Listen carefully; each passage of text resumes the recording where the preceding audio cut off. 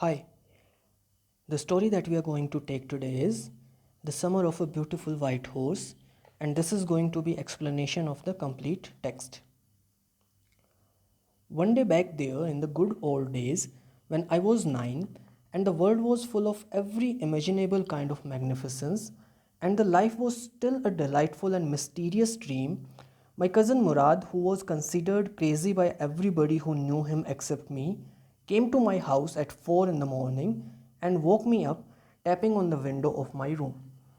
Now, this long sentence tells us about one important thing that happened, that Murad came, he knocked at the window to wake Aram up. Now, Aram is the narrator of the story. He is Murad's cousin. He is just 9 years old, that will come to know soon in the text. But the more important things that have been told in this long sentence, firstly, we see that he mentions those days as good old days. And Aram tells us that at that time the world was full of every imaginable kind of magnificence. Everything beautiful that could be imagined was part of his life. And his life was still a very delightful dream. It was a mysterious dream. Now we need to keep in mind that Aram belongs to a tribe which is extremely poor. He belongs to a very poor family. They had extreme lack of resources that again will come to know soon when we proceed with the text.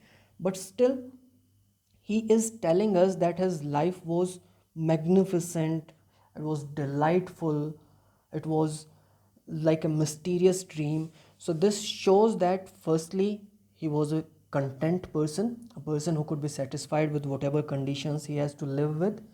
And secondly, this also tells us that the story has a mood of nostalgia around it.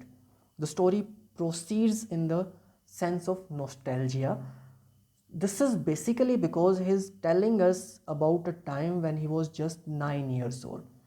So, generally, we all believe that childhood is the best time of human life. So, similarly, Aram is also trying to tell us that his life was wonderful when he was 9 years old. Aram, he said, I jumped out of bed and looked out of the window. I couldn't believe what I saw. It wasn't morning yet, but it was summer, and with daybreak not many minutes around the corner of the world, it was light enough for me to know I wasn't dreaming. Now, Murad called out Aram's name, and Aram woke up. He got out of his bed, he looked out of the window, and he was surprised. Now, there are some times when a writer uses a short lived suspense. So, here the writer is using a sort of suspense that won't live much long, because soon we are going to realize why Aram was so confused. But we are told very clearly that Aram was very confused. He could not believe his eyes. He felt that he was probably dreaming, although he knew that he had woken up. But still, what he saw outside the window was so unbelievable for him that he had to make it double sure whether he was awake already or he was still dreaming. There was enough light outside, although it was just 4 in the morning, but because it was summertime, so there was enough light for Aram to realize that he wasn't dreaming and what he was seeing was something real. My cousin Murad was sitting on a beautiful white horse. I stuck my head out of the window and rubbed my eyes. Yes, he said in Armenian, it's a horse. You are not dreaming. Make it quick if you want to ride. Now, very soon, the writer tells us what was the reason for his surprise. He saw that Murad was sitting on the back of a beautiful white horse. So he again stuck his head out of the window to make sure that what he was seeing was actually a horse. He would soon tell us the reasons for his surprise. So he stuck his head out. He looked again. Murad understood that Aram is not able to believe that He was seeing a horse in front of him. So Aram confirmed it in Armenian. So this tells us that the setting of the story is Armenia. They were based in Armenia, these people. So he confirmed in his mother tongue that it's a horse. You are not dreaming, you are seeing it for real. And if you want to ride it, then you should come out at the earliest. I knew my cousin Murad enjoyed being alive more than anybody else who had ever fallen into the world by mistake, but this was more than even I could believe. Now, one important thing here is that Murad is apparently the second most important character of the story, but actually he is the most important character of the story. The story gives expression to his characteristic features better than anybody else's. So Aram here tells that his cousin Murad enjoyed being alive more than anybody else. That his cousin was a carefree person. He used to enjoy his life more than other people do. He could do anything to enjoy his life. So this is what he knew very well about him. So this brings us back to one point that we had mentioned in the first paragraph that we discussed earlier. If you could see here, he said, my cousin Murad, who was considered crazy by everybody. So everybody considered Murad to be crazy. And with that, he also told that everybody who knew him except himself. So Aram knew that he was not crazy. Aram did not believe that Murad was crazy, while everyone else thought that Murad was a very crazy person. Now,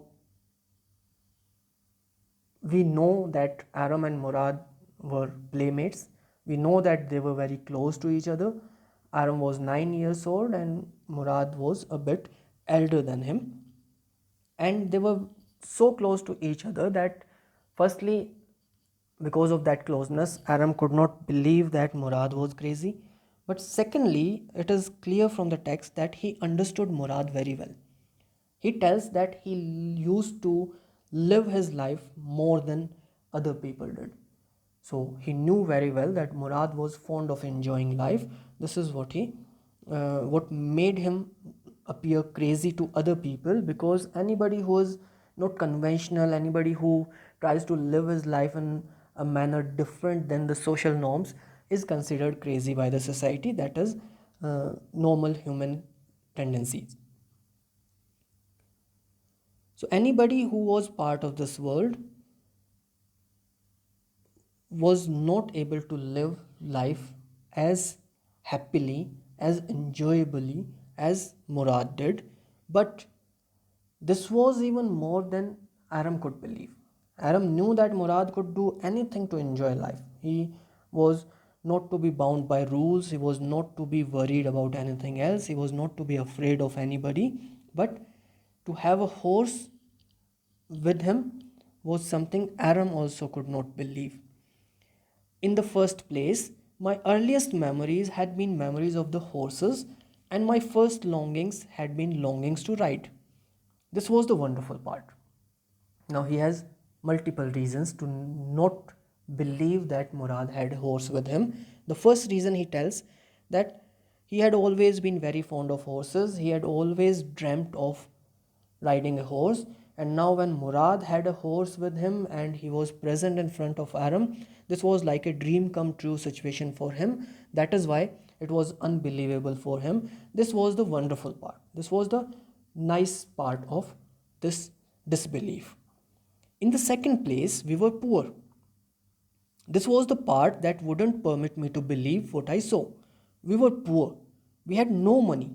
Our whole tribe was poverty stricken. So, the second thing that surprised him so much was that they were very poor. And he's not talking only about Aram or himself, or he's not talking only about Murad or their family. He's talking about the entire tribe. Now they belong to a tribe called Garoglanian tribe. And Every member of Garoglanian tribe was extremely poor. If you notice the text, then the word poor, poverty have been mentioned again and again. Within these three lines, he has mentioned the word as many as three times in direct form, and then indirectly he has also mentioned that we had no money. So one thing, that they were very poor, so Murad could not in any way afford the horse. This was clear. One more thing, I would like to take you back to the initial portion of the text. In the very beginning, when we started the text, I told you that Aram has pointed towards the uh, beauty of the days that he spent when he was 9 years old. So here he is mentioning how poor they were at that time. And still, despite this lack of resources, he was able to believe that his life was beautiful, it was something wonderful. So, this points towards how content he could be even in bad conditions. Now, poverty was not the only thing for the only reason for the surprise. Another reason was that they were very honest. So, first, let us discuss their poverty. Every branch of the Garoglanian family was living in the most amazing and comical poverty in the world. Now, they were so poor that it appeared so absurd, so unbelievable that it became comical. So, as talking about a bad state, a bad condition, such a condition where there was total lack of resources, they had no money even to feed themselves properly, but still he mentions that poverty to be comical because it was unbelievable. If someone behaves in an unbelievable manner, generally that is considered to be comic. Nobody could understand where we ever got money enough to keep us with food in our bellies, not even the old men of the family. Not even the eldest people or eldest members of the tribe were able to know where they used to manage the money from, the money that they used to feed themselves.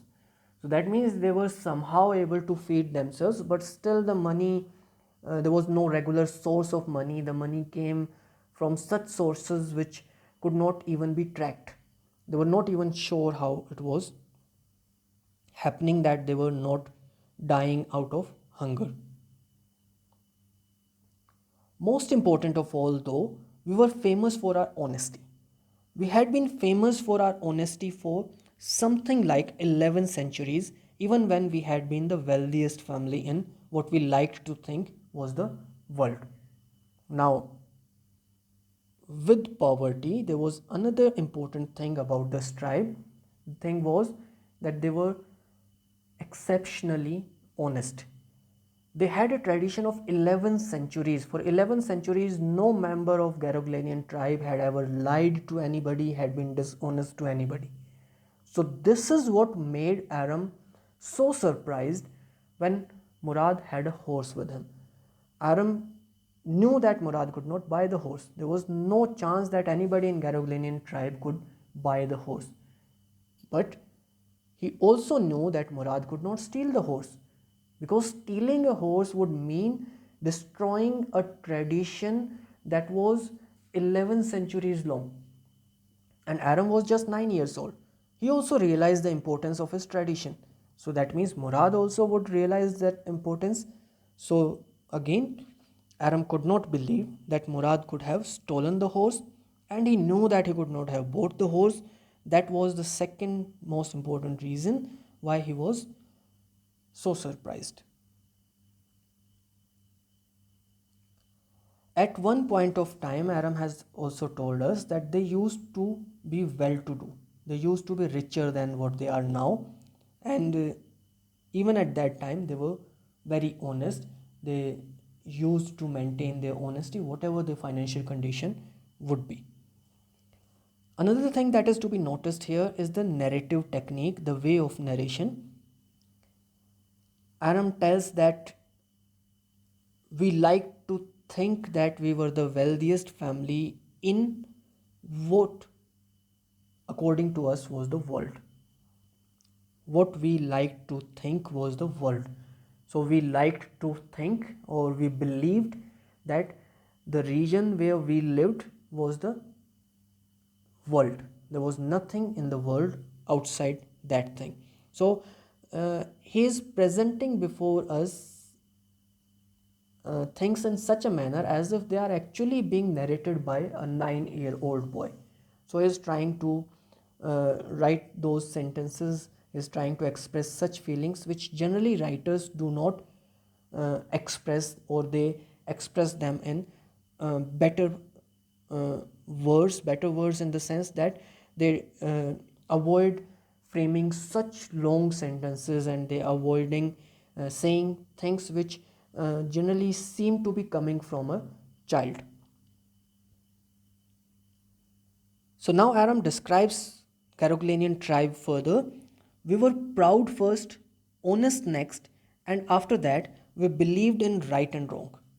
None of us would take advantage of anybody in the world, let alone steal. So he tells that first we were proud, second we were honest, then we believed in right and wrong. So the most important thing for them was the pride of their tribe. The second most important thing was the honesty of the tribe. And after that, they thought about what was right or what was wrong. So generally, when a person is lying, then we tell that this is wrong. And when a person does something good, we tell that this is right. But for them, honesty was out of that criteria. Honesty was something different. Honesty was something that was out of question. It was not to be debated whether honesty was right or wrong. Honesty was part of their culture, honesty was part of their life. They were honest, and after that, they thought about other things, what was right and what was wrong. Honesty was not part of those things on which the criteria of being right or wrong could be applied. So nobody in Carolingian tribe would take advantage of anybody in the world, let alone steal. Take advantage means even if someone has lost something, even if someone has forgotten something somewhere, they won't take it. So stealing was something out of question. Consequently, even though I could see the horse, so magnificent, even though I could smell it, so lovely, even though I could hear it breathing, so exciting, I couldn't believe the horse had anything to do with my cousin Murad, or with me, or with any of the other members of our family, asleep or awake, because I knew my cousin Murad couldn't have bought the horse, and if he couldn't have bought it, he must have stolen it, and I refused to believe he had stolen it. No member of Garoglanian family could be a thief. So Aram tells us once again that although he could see the horse, although he could smell it, although he could hear it breathing, but still he was not able to believe that the horse was present there. Because if the horse was present there, that meant Murad had the horse. And if Murad had the horse, that meant he had stolen the horse, because he could not in any case buy the horse. And he refused to believe that any member of Garoglanian tribe could ever be a thief. So with that, we also need to notice that when Aram could have simply told us that I could see the horse, I could smell the horse, I could hear it breathing, but with that, he also gave his feelings. He expressed the way he felt when he could see the horse. When he could see the horse, he felt that it was something magnificent. When he could smell the horse, he felt it was something lovely. When he could hear the horse breathing, it was exciting him a lot. So this shows how fond he was of horses, how much he loved horses. So he was desperate to ride the horse. He loved horses more than anything else. But still, even being a 9-year-old boy, his conscience was telling him that something wrong was happening here. This is how responsible the members of Garoglanian family were. But anyhow, Murad had that horse. I stared first at my cousin and then at the horse.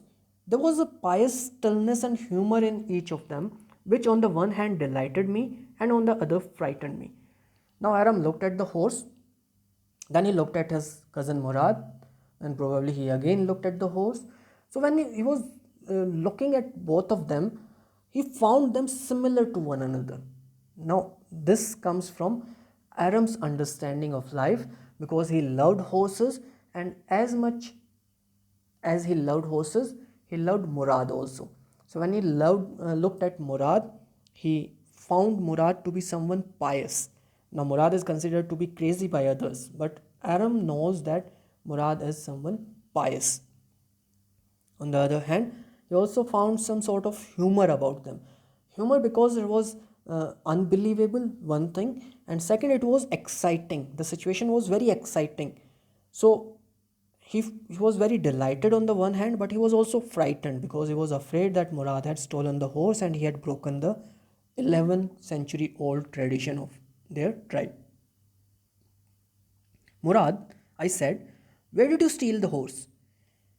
Leap out of the window, he said, if you want to ride. Now, I did not ask Murad if he had stolen the horse or not. He straight away questioned where had he stolen the horse from. And Murad did not say that he had not stolen the horse. He simply said that if Aram wanted to take a ride, he should come out at once. It was true then. He had stolen the horse. There was no question about it. He had come to invite me to ride or not as I chose. Well, it seemed to me stealing a horse for a ride was not the same thing as stealing something else, such as money. For all I knew, maybe it wasn't stealing at all. So now Aram was sure that Murad had stolen the horse because he had not opposed Aram when he raised a doubt that Murad had stolen the horse. So it was clear to him that Murad had stolen the horse, but after all, Aram is just 9 years old and he is very fond of horses. He likes horses more than anything else in the world. And now he has a very clear opportunity to ride a horse. So that is why, out of his innocence, the childish innocence, he tries to give an excuse to himself that stealing a horse is not like stealing. Because when you steal someone's money, then you are using that money. But when you have taken someone's horse to take a ride, it is like borrowing it. So it wasn't stealing at all. So he's trying to convince himself because he desperately wants to ride the horse. He does not want to miss this chance. If you were crazy about horses the way my cousin Murad and I were, it wasn't stealing.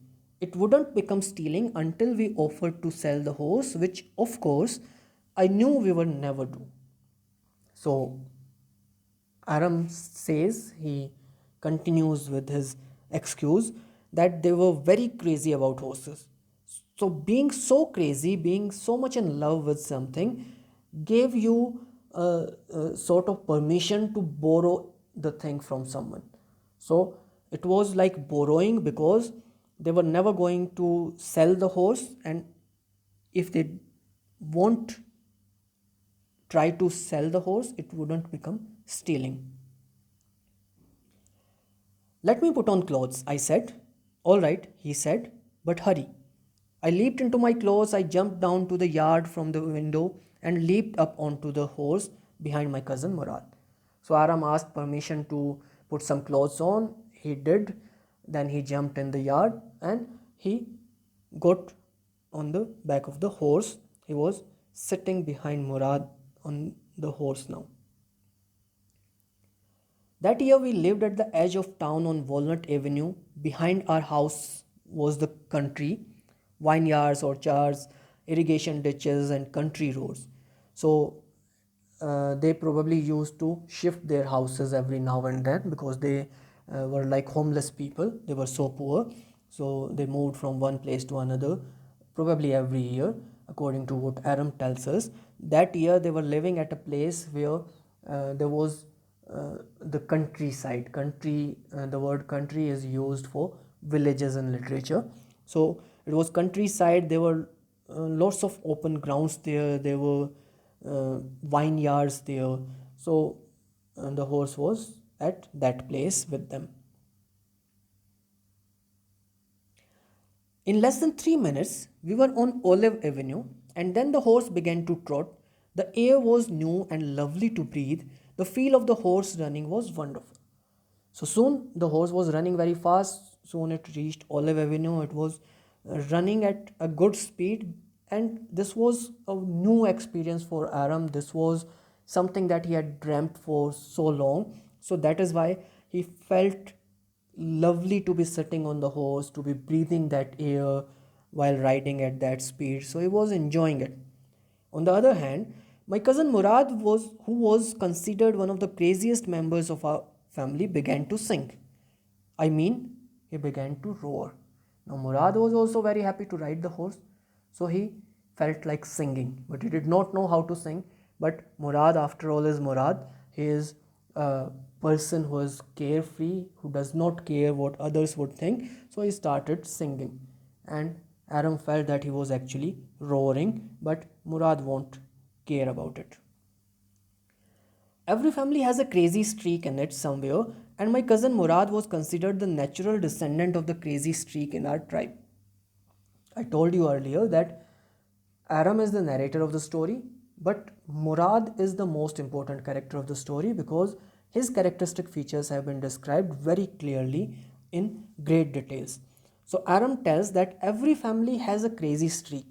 There are some members in every family who are considered crazy, who are different than the others, and Murad was the natural descendant of crazy streak. That means Murad had taken that craziness present in the family genes more than anybody else. So he was a natural descendant of that streak in the tribe. Before him was our uncle Khusro, an enormous man with a powerful head of black hair and the largest mustache in the Saint Joaquin Valley, a man so furious in temper, so irritable, so impatient that he stopped anyone from talking by roaring, "It is no harm, pay no attention to it." Now, the person who was craziest among them in the previous generation was Uncle Khosrow. Now, this uncle of theirs, he had a powerful head of black hair. He was the owner of largest mustache in the San Joaquin Valley. There was no other person who had that long mustache, and he was a person who was very irritable. He could get irritated very easily. He was a short-tempered person, and whenever he got angry, which he used to do very frequently, whenever he would get angry, he would stop the other person from saying anything at all. And one sentence that he always used was, "It is no harm, pay no attention to it. It is not important, just pay no attention to it." That was all, no matter what anybody happened to be talking about. In that case, Uncle Khusro would not think how important the thing is that the other person is telling. If he had got irritated, he would simply stop the other person from saying anything. He would say there is no harm in it and pay no attention to it.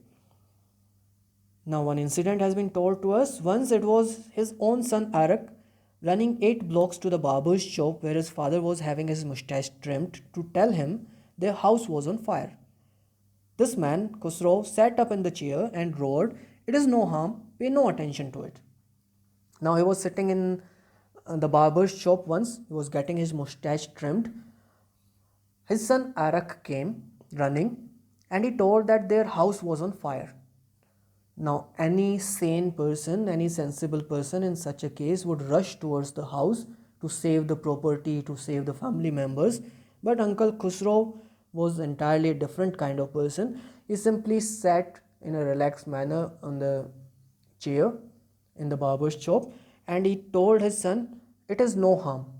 So let the house burn. There is no problem in that, and pay no attention to it. You do not even need to care about it." Now the barber was surprised. The barber said, "But the boy says your house is on fire." So Khusro roared, "Enough. It is no harm, I say." So the barber felt that Uncle Khusro probably had misinterpreted his son. He had not understood what his son was telling. So he told him again that your house is on fire. But Uncle Khusro got even more irritated and he forcefully asked the barber to be quiet and to say nothing about it. My cousin Murad was considered the natural descendant of this man, although Murad's father was Jorab, who was practical and nothing else. So Murad's father was Jorab. He was a very practical man, very sensible man. But Murad is believed to have taken his qualities, his craziness from Uncle Khusro. This happens in families that sometimes the children they derive some qualities from their uncles, from their grandfathers, and some other people. So similarly, Murad had taken this crazy streak from Uncle Khusro. He was just like Uncle Khusro. That's how it was in our tribe. A man could be the father of his son's flesh, but that did not mean that he was also the father of his spirit. The distribution of the various kinds of spirit of our tribe had been, from the beginning, capricious and vagrant. So Aram tells that it was it was the same right from the beginning, that some children they derived their qualities from people who were not their parents. So in their tribe the distribution of these qualities and distribution of the spirit was something unique, something that could not be understood easily. So that is where we'll stop for the part 1 of this explanation of the text. We will continue in the next part. Thank you very much.